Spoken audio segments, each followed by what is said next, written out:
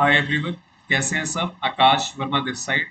तो आज की वीडियो के अंदर मैं आपको बताने वाला हूँ, जब क्वेश्चन पेपर अटेम्प्ट करोगे जी पैट का, तो बेसिकली क्या ऑर्डर होना चाहिए, किस ऑर्डर में आपको पेपर अटेम्प्ट करना चाहिए, क्या क्या बातों को ध्यान रखना चाहिए। तो मैंने सोचा यार कि ये जो क्वेश्चन आता है ना, इसका आंसर थोड़ा जेनरिक सा बनता है कि यार ऐसे करो ऐसे करो। तो मैंने सोचा थोड़ा सा स्टोरी की फॉर्म में बनाते हैं कि अच्छा पहले उठोगे, फिर आपको ये करना है, फिर आपको वो करना है, ये करना है। तो बहुत सारी चीजें हैं, तो मैंने सोचा कि इसको स्टोरी की फॉर्म में रखते हैं। तो डिस्कस करेंगे इसे। अब नेक्स्ट चीज आती है कि आप अभी, आई थिंक जी पैट की डेट अभी पेंडिंग है, और काफी लोग इस चीज का वेट कर रहे हैं कि कब आएगी डेट। और डेट का वेट देखो करते करते मतलब ऐसा हो गया है कि ऐसा लग रहा है हमें कि हम चीजें भूल रहे हैं। इस चीज को आप समझ रहे होंगे स्टूडेंट्स, है ना। तो मैं इतना बताना चाहता हूँ कि आप अगर टेंशन ज्यादा लोगे तो सही में भूल जाओगे। तो देखो, ज्यादा टेंशन मत लो। सिर्फ ध्यान रखो कि आपकी बेसिक्स क्लियर होने चाहिए, ठीक है। और जो मोस्ट इंपॉर्टेंट चीजें आपको लगती है कि हाँ यार ये इंपॉर्टेंट है, मैं अपनी वीडियोस में बताता भी रहता हूँ, pharma minds always talk about this. तो आप उसको जरूर देखो यार, और उन टॉपिक्स को जरूर रिवाइज करो, ठीक है। और एक हफ्ते पहले आप वो टेबल्स वगैरह पढ़ लेना, टेबल्स हो गया, या फिर वो मेटाबॉलिक पाथवेज हो गए, या फिर फार्माकोग्नोसी के अंदर ड्रग के नाम हो गए, या फिर उनका जो बायोलॉजिकल सोर्स है, या फिर फैमिली है। तो वो सारी चीजें बहुत इंपॉर्टेंट है, ठीक है। तो I know you will do your best. जिसकी पेशेंस डेट जल्दी आएगी, बस अपने पेशेंस रखो। अगर आपने पूरे साल मेहनत की है ना, तो उसका फल आपको जरूर मिलेगा। Keep trusting your self. अपने आप को ऐसा मत करो कि मैं भूल रहा हूँ, मैं भूल रहा हूँ, मैं भूल रहा हूँ। हो सकता है कि आप 10 में से 8 क्वेश्चन सही कर रहे हो, 2 क्वेश्चन गलत हो रहे हो, 5 क्वेश्चन सही कर रहे हो, 5 गलत हो रहे हो। लेकिन मैं इतना कहना चाहता हूँ, आप पॉजिटिव पॉजिटिव चीज़ों पे ज़्यादा ध्यान दो। जो आप सही कर रहे हो उसको भी तो सोचो कि आप उसको सही कर रहे हो। क्योंकि ऐसे ना इन्वायरमेंट जब क्रिएट हो जाते हैं, तो हम नेगेटिव चीज़ों पे ही ज़्यादा ध्यान देते हैं। तो आई जस्ट वांट टू से कि आप ना अपने दिमाग को पुश करो कि वो पॉजिटिव ही सोचे इस समय। नेगेटिव सोचने के लिए तो यार मतलब नेगेटिव ख्याल बहुत आएंगे। इसके लिए मैंने एक वीडियो भी बनाई थी कि आपका दिमाग आपके साथ कैसे ट्रिक्स खेलता है, आपको नेगेटिव थिंकिंग करवाता है। तो पॉजिटिव सोचो, पॉजिटिव होगा। Positive thinking attracts positive life. So it's very important. चलो इसके साथ हम स्टार्ट करते हैं। पेपर आपको कैसे अटेम्प्ट करना है, बिकॉज इट्स वेरी इंपॉर्टेंट। इसको मैं थोड़ा छोटा कर लेता हूँ। I think this will be the right size. या चलो, आपको स्क्रीन दिख रही होगी। How to attempt the G PAT question paper. तो कुछ स्ट्रैटेजीज मैं इस वीडियो के अंदर आपको बताने वाला हूँ। तो मेक श्योर करना कि आप उनको फॉलो करें। वैसे फार्मामेंट्स ऐसी स्ट्रैटेजी हमेशा लेकर आता रहता है। तो मेक श्योर करना सारी स्ट्रैटेजी फॉलो करो और उसको एग्जाम के टाइम इम्प्लीमेंट करना। चलो, तो पहली चीज तो यार कि जो लाइफ आप चाहते हो, अभी तो लाइफ क्या है, अभी तो जी पैट की लाइफ है ना। जी पैट निकालना इंपॉर्टेंट है। तो जो लाइफ आप चाहते हो और जो लाइफ अभी आपके पास है, उसमें सिर्फ 4 चीज़ों का फर्क है। आपका माइंडसेट, जो मैंने कहा पॉजिटिव होना चाहिए। कंसिस्टेंसी, जो आप शुरू से दिखा रहे हो, आपको पता है आप कितने कंसिस्टेंट रहे हो। ऐसा नहीं कि आप 365 के 365 दिन पढ़े हो, जरूरी है ऐसा कुछ नहीं है। लेकिन हाँ, 365 में से अगर आपने 200 250 दिन पढ़ा है, तो बहुत अच्छी कंसिस्टेंसी आपने मेंटेन करी है। फोकस आपको पता है कितने हो। प्लान तो हम ऑलरेडी आपको बना के देते रहते हैं। तो ये 4 चीजें बहुत इंपॉर्टेंट है। वर्कआउट करो कि हाँ, अगर कुछ चीज मिसिंग है तो कहाँ मिसिंग है, उसको कैसे आप इम्प्रूव कर सकते हैं। ठीक है, चलो। तो मैंने इस वीडियो को ना 3 स्टेज में भाग बांटा हुआ है। एक तो प्री सेंटर स्टेज हो गई, एक सेंटर स्टेज हो गई, और एक पोस्ट सेंटर स्टेज हो गई। मतलब प्री सेंटर मतलब जो आप उस दिन उठोगे, तो try to wake up on time, ठीक है। अभी टाइमिंग्स तो आई नहीं है कि सुबह होगा कि दिन में होगा। 2 टाइमिंग्स होती है ना, 9:30 से 12:30, या तो 2:30 से 5:30 होता है। तो टाइमिंग्स ऐसी रहती है। तो try to wake up on time and take cold showers. Now why I am saying कि आपको कोल्ड शावर्स लेने, because cold showers stimulates your body. तो उस चीज में क्या होगा, आपकी पूरी बॉडी स्टिमुलेट हो जाएगी, you will be very active. whenever we used to take cold showers when we were kids, अभी भी ले रहे होंगे आप, आई होप आप लोग। तो बॉडी एक्टिवेट हो जाती है। उसके बाद try to meditate for 15 to 20 minutes, ताकि आप वो एंजाइटी और वो टेंशन को रिलीज कर सको। पूरी पूरी साल नहीं करा कोई फर्क नहीं पड़ता, एक दिन कर लो 15 से 20 minute. It will relax your mind. Then you have to have healthy breakfast. Now this is a very important point that I want to raise. मतलब बच्चे क्या सोचते हैं कि बहुत ज्यादा खा के चले जाते हैं, या फिर ऐसा सोचते हैं कि मैं खाऊंगा ही नहीं तो मुझे नींद आएगी। दोनों ही चीजें गलत है। You have to have healthy breakfast, for that you can have fruits or something which is in liquid form.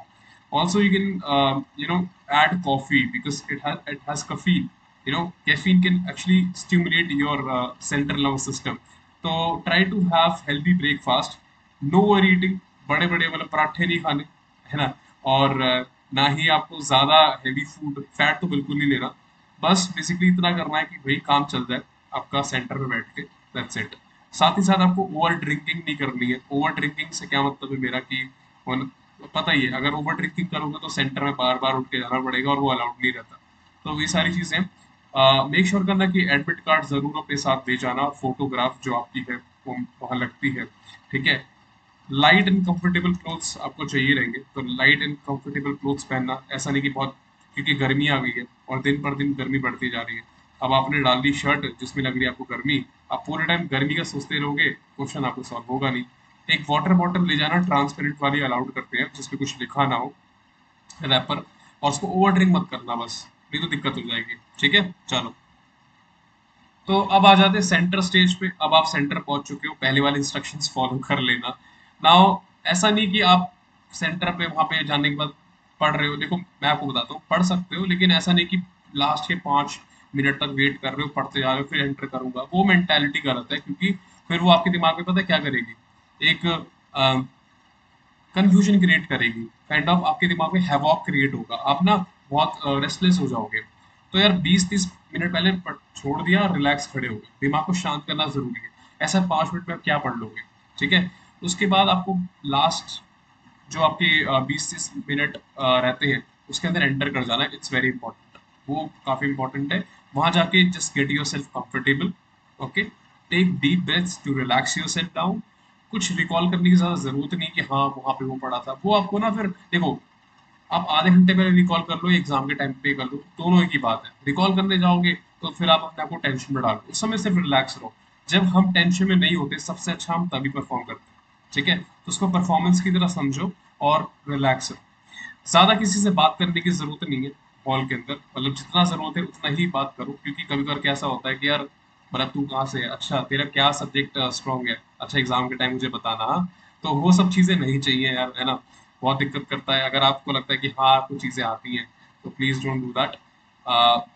एक बार स्क्रीन को चेक कर लो अपने कंप्यूटर को, कुछ भी दिक्कत लगे और अपने आजू बाजू वाले के कंप्यूटर देख लो कि यार उनके काम कर रहे हैं, कैसा दिख रहा है, क्या मेरा वैसा दिख रहा है। अगर मेरा वैसा नहीं दिख रहा तो कुछ तो गड़बड़ है। आपको इन्विजिलेटर को इन्फॉर्म करना है तुरंत के तुरंत, बिकॉज पिछले साल बहुत ड्रामे हुए हैं, बच्चों के कंप्यूटर बीच में बंद हो गए हैं और स्टार्ट ही नहीं हो रहे थे। तो चाहते सबसे पहला काम अगर कुछ करना है ना, वो कंप्यूटर चेक करना है कि आपकी स्क्रीन वीन सब सही है कि नहीं। क्योंकि यार वो एग्जाम स्टार्ट हो जाएगा, फिर आप सब लोग कर रहे हो कि आप टेंशन में बैठे। तो ऐसे वहां जाके रिकॉल करने की जरूरत नहीं है।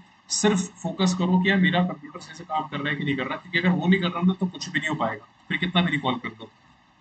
अब सेंटर स्टेज पे देखो, सबसे इंपॉर्टेंट चीज आती है कि आपके सामने एक ऐसी स्क्रीन आएगी। इस चीज को काफी लोग स्किप कर देते हैं। यहाँ पे ना होता है ऐसा ऑप्शन लिखा होता है कितने आपने आंसर किए, कितने नॉट आंसर है, कितने आपने रिव्यू के लिए छोड़े हुए हैं। तो ये सारे ऑप्शन अच्छे से रीड कर लेना, क्योंकि काफी सारे बच्चे यहीं पे मार खा जाते हैं, गलती कर देते हैं। सर मैंने तो रिव्यू करके मार्क करके छोड़ा था, मैं बाद में देखना ही भूल गया, ऐसे करके बहुत प्रॉब्लम्स होती है और उसमें फिर नेगेटिव मार्किंग हो जाती है।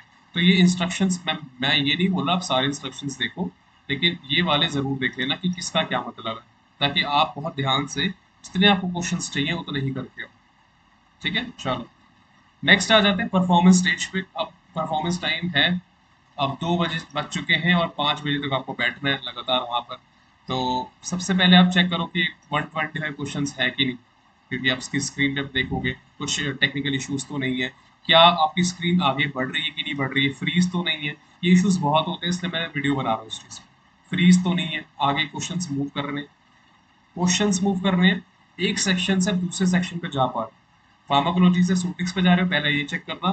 फिर दूसरा चेक करना कि एक क्वेश्चन से दूसरे क्वेश्चन पे जा पा रहे हो। और उसके साथ साथ आप टाइमर को भी चेक करना, क्या पता सबका 180 मिनट आ रहा हो और आपका 130 लिखा हो। तो पहले ही चेक करना, नहीं तो फिर क्या होगा, इन्विजिलेटर बोलेगा हमें, आपने हमें पहले नहीं बताया, हम कुछ नहीं कर सकते अब।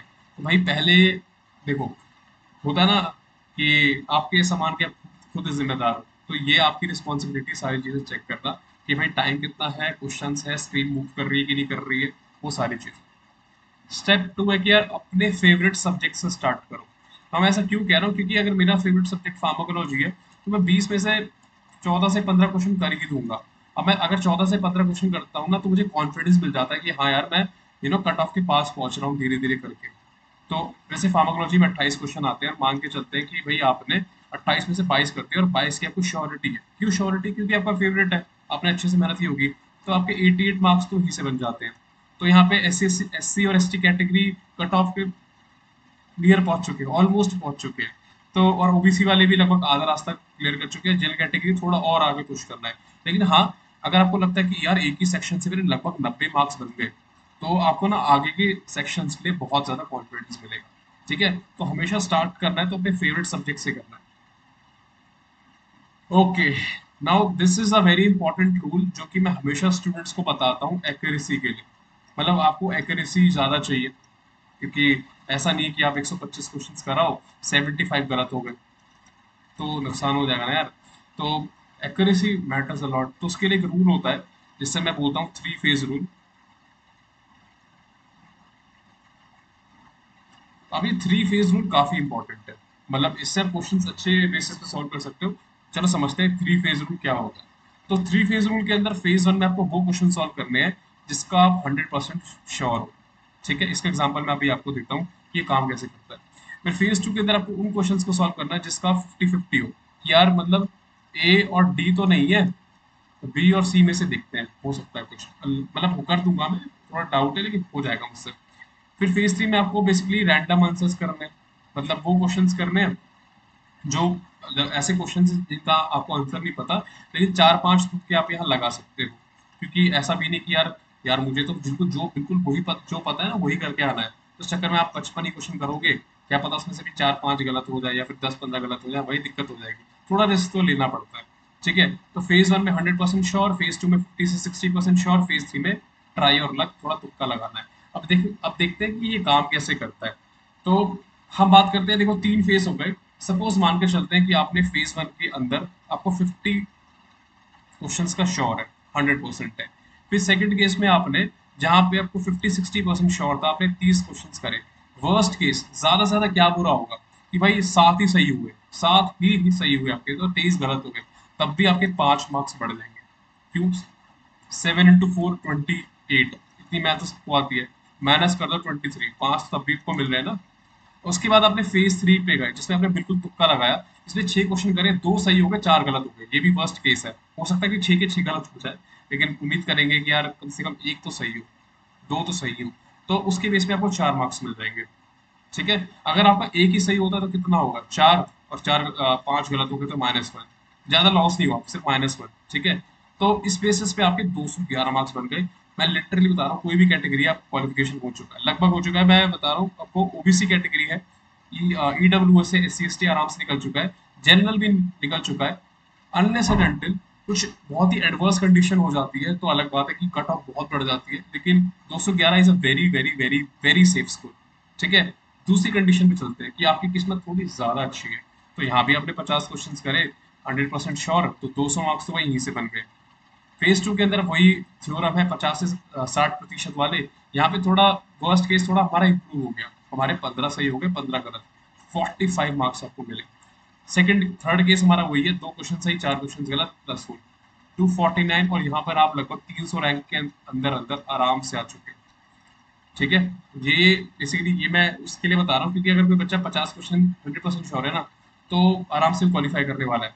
जो टॉपर्स का माइंडसेट है, फिर आप लोग तो सोच ही रहे हो आप कहाँ तक पहुंचने वाले हो। तो अगर आप 300 तक टारगेट कर रहे हो तो आपको नंबर ऑफ क्वेश्चन ज्यादा करने हैं, मतलब कि यहाँ पे 55 की जगह 75 हो जाएगा, ऐसे करके। ठीक है, तो अब राइट ऑर्डर क्या होना चाहिए? तो इसमें यार देखो सिंपल सा ऑर्डर है, सबसे फेवरेट सब्जेक्ट से स्टार्ट करो, फिर सेकंड फेवरेट पे जाओ, थर्ड फेवरेट पे जाओ, फोर्थ और लास्ट में उसको सॉल्व करो जो आता ही नहीं। ठीक है, तो ये ऑर्डर होना चाहिए आपका।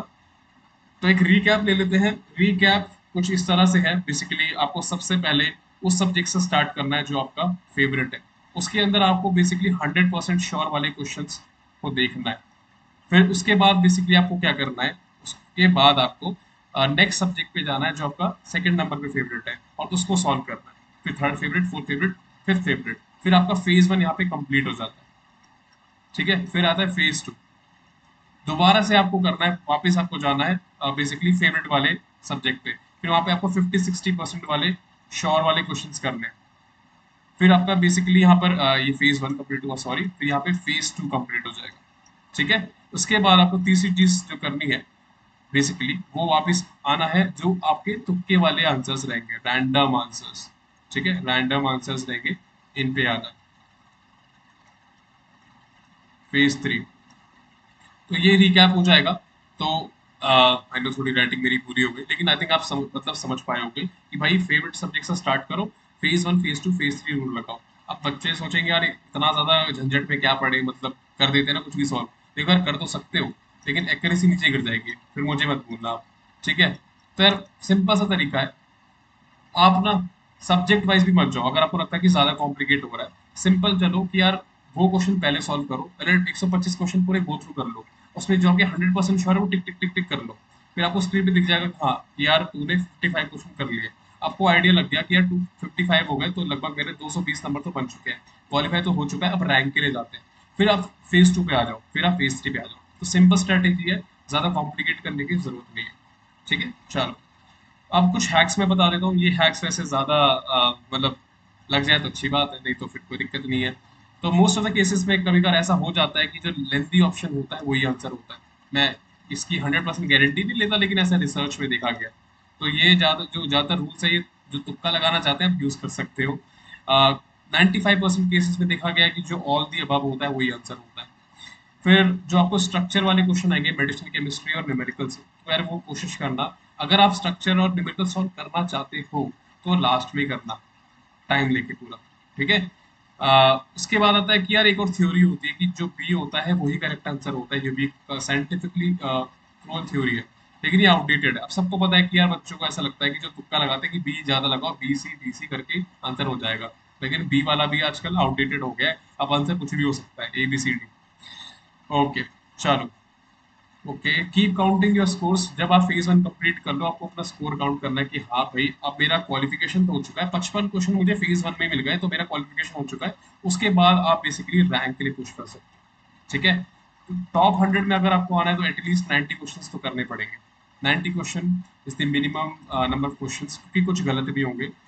तो 90 क्वेश्चन आपको करने हैं, मेक श्योर करना है करके आने हैं 90 क्वेश्चन। अगर आपको लगता है कि पेपर थोड़ा टफ आ गया है, अगर आपको लगता है सीरियसली कि पेपर यार कुछ भी पूछ रहा है इसमें तो बहुत ही टफ है, तो थोड़े क्वेश्चंस कम करना। क्योंकि अगर पेपर टफ है ना तो गलतियां ज्यादा होंगी, तो उस केस में 75 से लेकर 90 क्वेश्चन ही करना, नहीं तो अपने मार्क्स लूज कर दोगे। अभी भी बता रहा हूँ। ठीक है, चलो।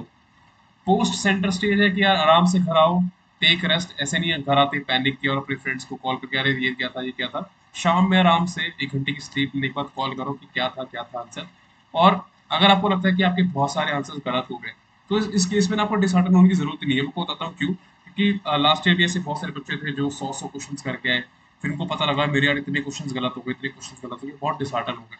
और उनकी जब रैंक आई ना, बहुत अच्छी रैंक थी, क्योंकि मतलब जितना उन्होंने सोचा था उससे थोड़े कम गलत हुए थे। कुछ क्वेश्चंस आपको आपके फ्रेंड वगैरह बता दें कि यार ये तेरा गलत है, आंसर कुछ और है, लेकिन अगर कुछ उल्टा हो जाता है, ठीक है, तो डिसहार्टन होने की कोई जरूरत नहीं है।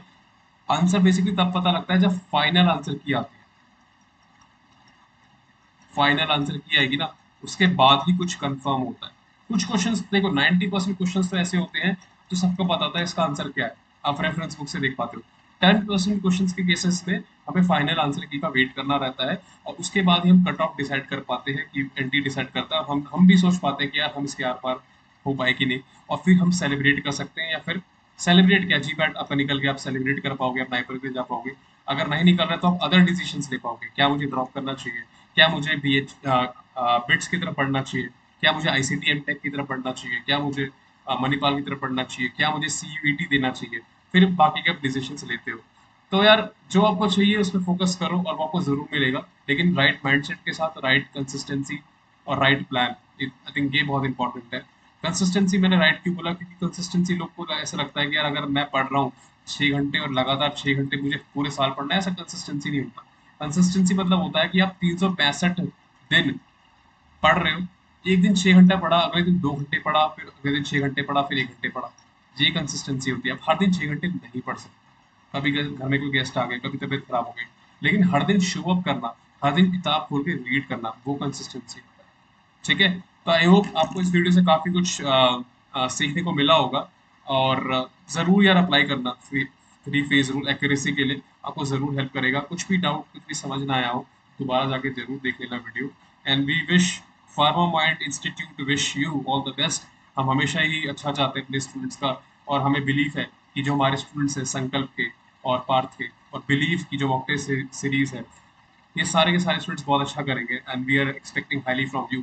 और साथ ही साथ मैं बताना चाहूँगा कि जो आगे आने वाली जनरेशन है, आप भी इस वीडियो से इंस्पिरेशन ले सकते हो और अपनी स्ट्रैटेजीज फॉर्म कर सकते हो। Thank you so much. मैं आगे आने वाली वीडियोस में भी बहुत सारी स्ट्रैटेजीज आपको बताता रहूँगा।